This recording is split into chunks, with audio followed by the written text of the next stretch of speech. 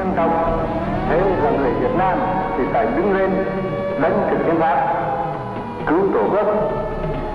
Ai có súng thì dùng súng, ai có gươm thì dùng gươm, không có gươm thì dùng cuốc, thuồng, gậy gộc.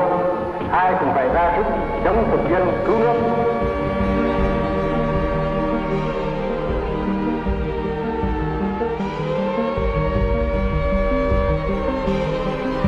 Thì cái điều mà hôm nay tôi muốn kêu gọi đồng bào với anh chị em là không có cái gì mà mình phải hoang mang.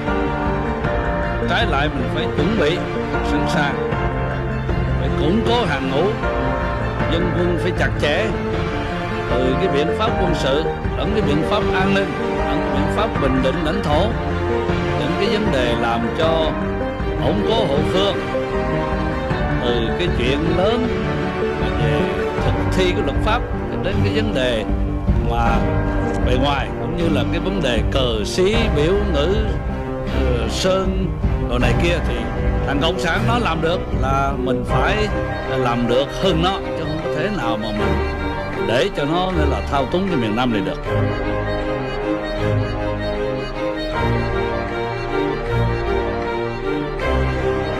There is a war going on in South Vietnam. I think last week there were over 500 killings, assassinations, bombings. The casualties are high. I said last week, a subterranean war, guerrilla war, increasing in ferocity.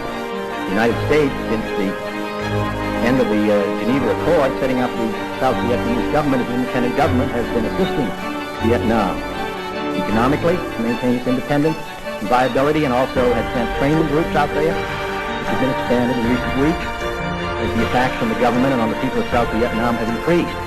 We are out there on training and on transportation, and we are assisting in every way we properly can the people of South Vietnam, who with the greatest courage and with under danger are attempting to maintain their freedom. Now this is a area where there is a good deal of danger, and it's a matter of information. We don't want to have information which is of assistance to the enemy, and it's a matter which I think will have to be worked out with the government of Vietnam, which bears the primary responsibility.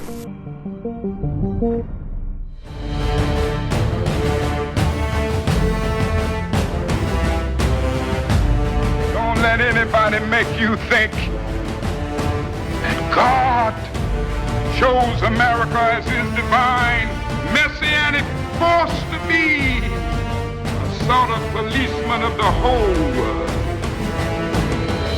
God has a way of standing before the nations with judgment, and it seems that I can hear God saying to America, "You're too arrogant. You don't change your ways.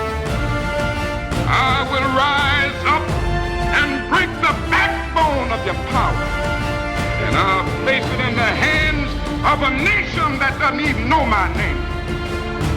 Be still and know that I'm God."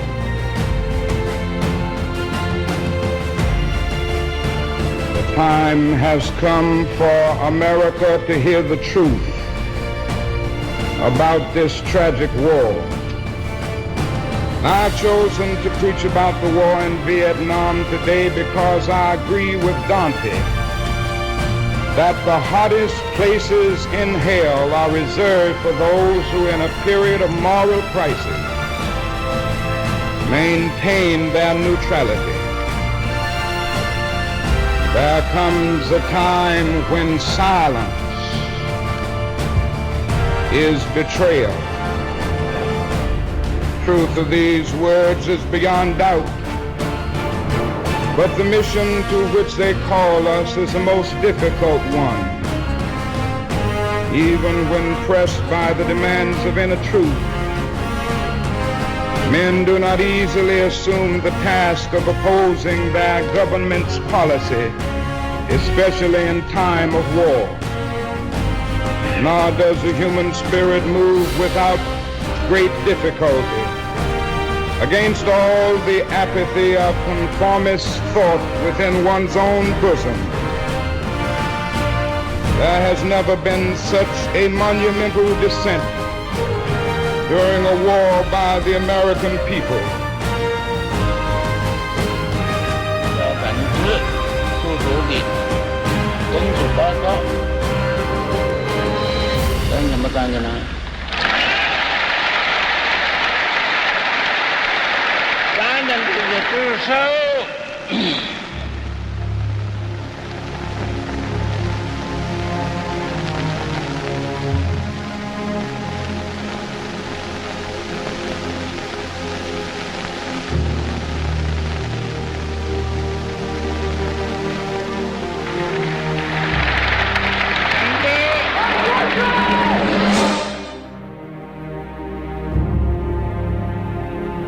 Mr. President,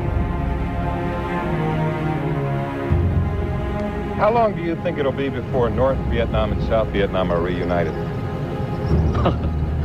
Heaven knows only. Pardon? What kind of victory? Is it a victory for you, Mr. President? Oh, sure. Because if the communists can continue the war, and if they still nourish the hope to win military the war, they never sign the agreement. They don't accept. Assuming the worst, Mr. President, that there is a resumption of hostilities, are you confident now that without the Americans you can continue to fight against the North Vietnamese successfully? I think that if the communists violate the ceasefire agreement and if they wage the new war, the war will re-begin with the new condition. Not only the Vietnamese people will fight, but I think that the war will have a participation of many other ones. I have asked for this radio and television time tonight for the purpose of announcing that we today have concluded an agreement to end the war and bring peace with honor in Vietnam and in Southeast Asia. The following statement is being issued at this moment in Washington and Hanoi.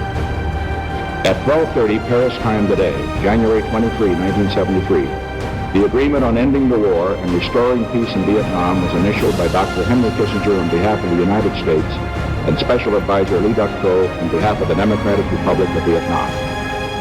The agreement will be formally signed by the parties participating in the Paris Conference on Vietnam on January 27, 1973 at the International Conference Center in Paris.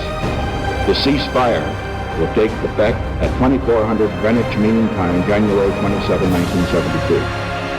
The United States and the Democratic Republic of Vietnam express the hope that this agreement will ensure stable peace in Vietnam and contribute to the preservation of lasting peace in Indochina and Southeast Asia. That concludes.